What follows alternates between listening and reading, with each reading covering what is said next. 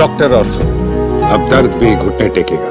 राष्ट्रीय स्वयंसेवक संघ के सरसंघ चालक डॉक्टर मोहन भागवत रविवार को सतना पहुंचे, जहां उन्होंने बाबा सिंधी कैंप स्थित मेहर शाह दरबार के नवनिर्मित भवन का लोकार्पण किया। इस अवसर पर उन्होंने उपस्थित जन समुदाय को संबोधित करते हुए सामाजिक एकता, आध्यात्मिक चेतना और सनातन मूल्यों की महत्ता पर जोर दिया। अपने संबोधन में डॉक्टर भागवत ने कहा, हम सब एक हैं, चाहे धर्म कोई भी हो, भाषा कोई भी हो, हमारी जड़ें एक ही हैं। हम सब सनातनी हैं, हम सब हिंदू हैं। उन्होंने कहा कि समाज में जो भेदभाव दिखता है वो हमारी संस्कृति का हिस्सा नहीं बल्कि बाहरी प्रभावों का परिणाम है। डॉक्टर भागवत ने अपने भाषण में इतिहास की ओर इशारा करते हुए कहा कि भारतवर्ष में एकता सदैव हमारी पहचान रही है, लेकिन एक चालाक अंग्रेज ने हमारे बीच फूट डाल दी। उन्होंने कहा कि अंग्रेजों ने हमारे ऊपर राज करने के लिए हमें आपस में बांट दिया, हमारी आध्यात्मिक चेतना को छीन लिया और उसकी जगह हमें भौतिकतावाद में उलझा दिया। परिणाम स्वरूप हम आज भी खुद को एक दूसरे से अलग मानते हैं। उन्होंने कहा कि आज समय आ गया है कि हम उस आत्म चेतना को फिर से जागृत करें। हमें अपने भीतर झांकना होगा, अपनी पहचान को समझना होगा और मिलकर रहना होगा। संघ प्रमुख ने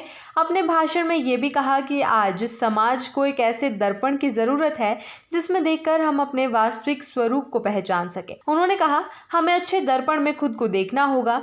जब हम उस आध्यात्मिक परंपरा वाले दर्पण में खुद को देखेंगे तब हमें एहसास होगा कि हम सब एक हैं। ये दर्पण हमें हमारे गुरु दिखाते हैं। हमें अपने भीतर के अहंकार को छोड़कर आत्मचिंतन करना होगा। डॉक्टर भागवत ने कहा कि समाज में बदलाव लाने के लिए भाषा, भूषा, भजन, भोजन, भवन और भ्रमण सभी में अपनी पहचान बनाए रखना जरूरी है। उन्होंने कहा, हमें अपनी चीजों को अपनाना होगा। यही हमारी सांस्कृतिक शक्ति है और हमें इसे आज से ही लागू करना होगा। अपने संबोधन में डॉक्टर भागवत ने भारतीयों की वैश्विक पहचान पर भी बात की। उन्होंने कहा कि कुछ लोग खुद को हिंदू नहीं मानते, लेकिन जब वे विदेश में जाते हैं तो वहां उन्हें हिंदू के रूप में ही देखा जाता है। वे पूरी कोशिश करते हैं कि उन्हें हिंदू ना समझा जाए, लेकिन दुनिया उन्हें हिंदू ही कहती है। ये सच्चाई है, इससे भागा नहीं जा सकता। उन्होंने आगे कहा कि सिंधी समाज का बड़ा हिस्सा भारत विभाजन के दौरान पाकिस्तान में नहीं गया और उन्होंने यहाँ अपनी जड़ें मजबूत की। नई पीढ़ी को ये सोचना चाहिए कि पाकिस्तान कभी अविभाजित भारत का हिस्सा था। वहां की हमारी जमीन, हमारे घर, हमारे मंदिर, सब कुछ हमारे थे। समय आने पर हम अपने अधिकारों को फिर से प्राप्त करेंगे। डॉक्टर भागवत ने ये बात जोर देकर कही। इससे पहले नागपुर में विजयादशमी के अवसर पर दिए गए अपने संबोधन का हवाला देते हुए संघ प्रमुख ने सतना में भी एक बार फिर भारत के आत्म स्वरूप की पुनर्स्थापना की बात कही। उन्होंने कहा कि भारत को फिर से अपने आत्मबोध के साथ खड़ा होने की आवश्यकता है। वर्षों तक चले विदेशी आक्रमणों ने हमारी देशज व्यवस्थाओं को नष्ट कर दिया था।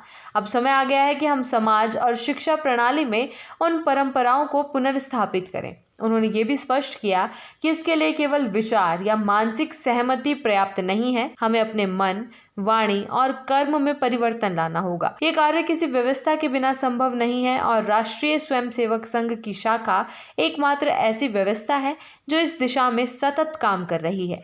डॉक्टर भागवत के सतना दौरे के दौरान उनका पूरा संदेश सामाजिक समरसता, सांस्कृतिक चेतना और राष्ट्रीय एकता के इर्द गिर्द घूमता रहा। उनका कहना था कि आज आवश्यकता है स्वाधीन चिंतन की, आत्मचिंतन की और एकजुट होकर आगे बढ़ने की। डॉक्टर ऑर्थो, अब दर्द भी घुटने टेकेगा।